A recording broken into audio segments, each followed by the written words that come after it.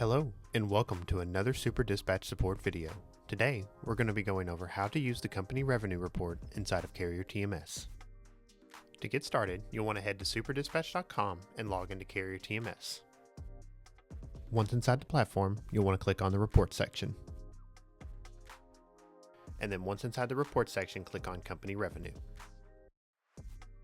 Once you've opened the report, you'll see 6 key details. Accounting method, which displays whether you're using cash or accrual. Choose period. This allows you to select the time frame for the report.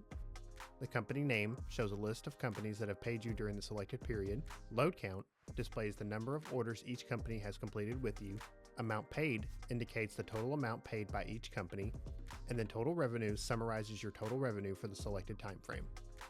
Next, we'll help you understand the difference between the accounting methods. Super Dispatch allows you to track revenue using 2 accounting methods, cash and accrual.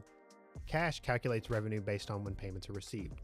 Data is populated by finding the loads in the paid and archive sections, using the paid amount to calculate total revenue, filtering orders by payment date to show only those within the selected time frame.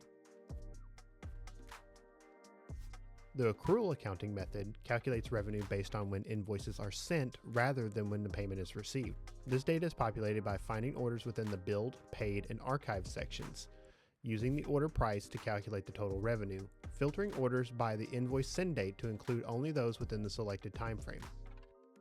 Next, we'll go over customizing the date range. By default, the report displays data for the current month. To adjust the date range, click on the calendar icon in the top of the report. Select your desired start and end date. The report will automatically update based on your selections.